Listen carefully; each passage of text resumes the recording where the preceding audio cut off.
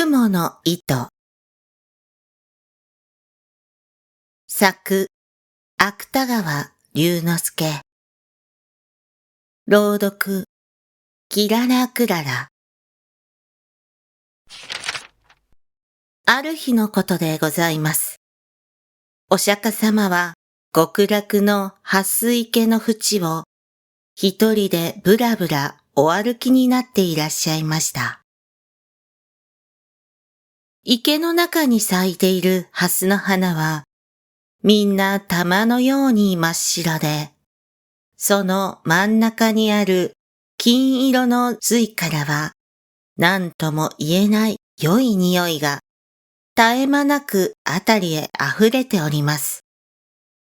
極楽はちょうど朝なのでございましょう。やがてお釈迦様は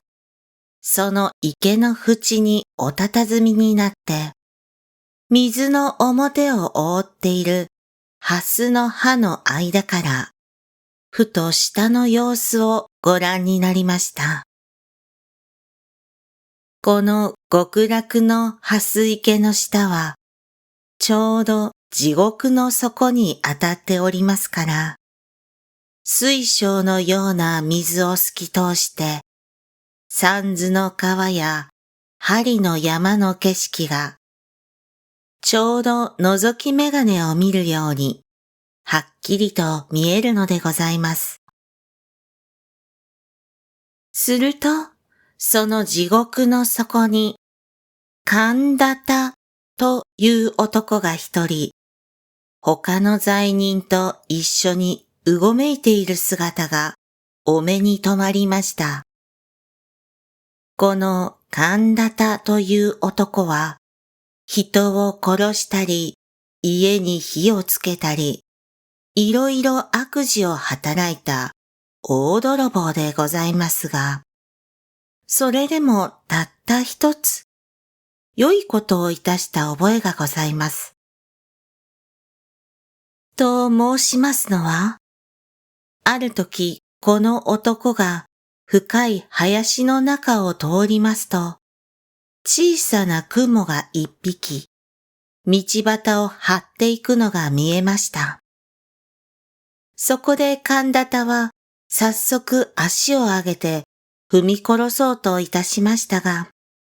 いやいや、これも小さいながら命のあるものに違いない。その命をむやみに取るということは、いくらなんでもかわいそうだ。と、こう急に思い返して、とうとうその雲を殺さずに助けてやったからでございます。お釈迦様は地獄の様子をご覧になりながら、この神田田には雲を助けたことがあるのをお思い出しになりました。そうして、それだけの良いことをした報いには、できるなら、この男を地獄から救い出してやろうとお考えになりました。幸い、そばを見ると、翡翠のような色をした蓮の葉の上に、極楽の雲が一匹、美しい銀色の糸をかけております。お釈迦様は、その雲の糸をそっとお手にお取りになって、玉のような白蓮の間から、遥か下にある地獄の底へ、まっすぐにそれをお下ろしなさいました。こちらは地獄の底の地の池で、他の罪人と一緒に浮いたり沈んだりしていた神田田でございます。何しろどちらを見ても真っ暗で、たまにその暗闇からぼんやり浮き上がっているものがあると思いますと、それは恐ろしい針の山の針が光るのでございますから、その心細さと言ったらございません。その上あたりは墓の中のようにしーんと静まり返って、たまに聞こえるものといっては、ただ罪人がつくかすかなため息ばかりでございます。これは、ここへ落ちてくるほどの人間は、もう様々な地獄の責め苦に疲れ果てて、泣き声を出す力さえなくなっているのでございましょう。ですから、さすが大泥棒の神田田も、やはり地の池の地にむせびながら、まるで死にかかった蛙のように、ただもがいてばかりおりました。ところが、ある時のことでございます。何気なく、神田田が頭を上げて、地の池の空を眺めますと、そのひっそりとした闇の中を、遠い遠い天井から銀色の雲の糸がまるで人目にかかるのを恐れるように一筋細く光りながらスルスルと自分の上へ垂れて参るのではございませんか。ガンダタはこれを見ると思わず手を打って喜びました。この糸にすがりついて、どこまでも登っていけば、きっと地獄から抜け出せるのに相違ございません。いや、うまくいくと、極楽へ入ることさえもできましょう。そうすれば、もう針の山へ追い上げられることもなくなれば、血の池に沈められることもあるはずはございません。こう思いましたから神田田は、早速その雲の糸を両手でしっかりと掴みながら、一生懸命に上へ上へと手繰り登り始めました。もとより大泥棒のことでございますから、こういうことには昔から慣れきっているのでございます。しかし、地獄と極楽との間は何万里となくございますから、いくら焦ってみたところで、容易に上へは出られません。ややしばらく登るうちに、とうとう神田田もくたびれて、もうひとたぐりも上の方へは登れなくなってしまいました。そこで仕方がございませんから、まず一休み休むつもりで、糸の中途にぶら下がりながら、はるかに目の下を見下ろしました。すると、一生懸命に登った甲斐があって、さっきまで自分がいた地の池は、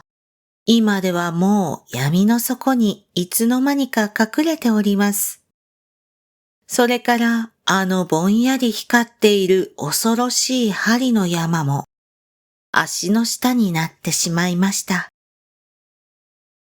この分で登っていけば地獄から抜け出すのも存外わけがないかもしれません。神田田は両手を雲の糸に絡みながら、ここへ来てから何年にも出したことのない声で、閉めた閉めた。と笑いました。ところが、ふと気がつきますと、雲の板の下の方には、数限りもない罪人たちが、自分の登った跡をつけて、まるでアリの行列のように、やはり上へ上へ一心によじ登ってくるではございませんか。神田田はこれを見ると、驚いたのと恐ろしいのとで、しばらくはただ、馬鹿のように大きな口を開いたまま、目ばかり動かしておりました。自分一人でさえ切れそうな、この細い雲の糸が、どうしてあれだけの人数の重みに耐えることができましょう。もし万一途中で切れたといたしましたら、せっかくここまで登ってきたこの肝心な自分までも、元の地獄へ逆落としに落ちてしまわなければなりません。そんなことがあったら大変でございます。が、そういう中にも、罪人たちは何百となく何千となく、真っ暗な地の池の底からうようよと這い上がって、細く光っている雲の糸を一列になりながら、せっせと登って参ります。今の中に同化しなければ、糸は真ん中から二つに切れて落ちてしまうのに違いありません。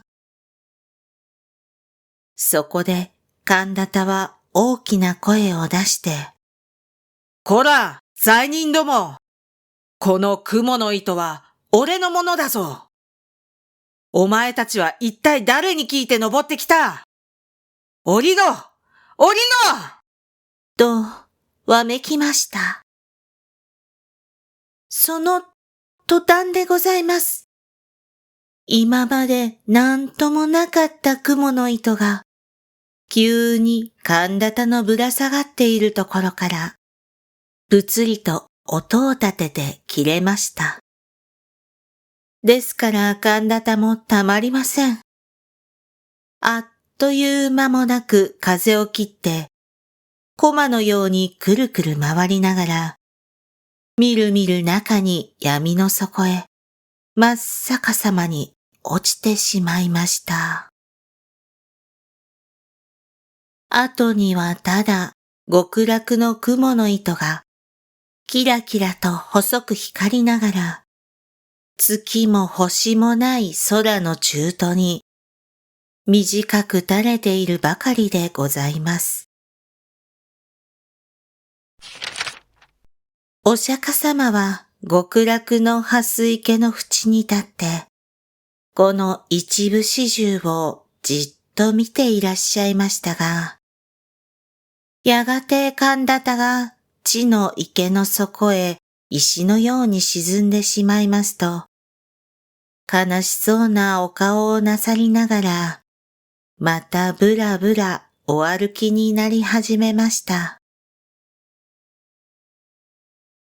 自分ばかり地獄から抜け出そうとする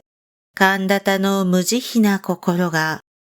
そうしてその心相当な罰を受けて元の地獄へ落ちてしまったのが、お釈迦様のお目から見ると、浅ましく思い召されたのでございましょう。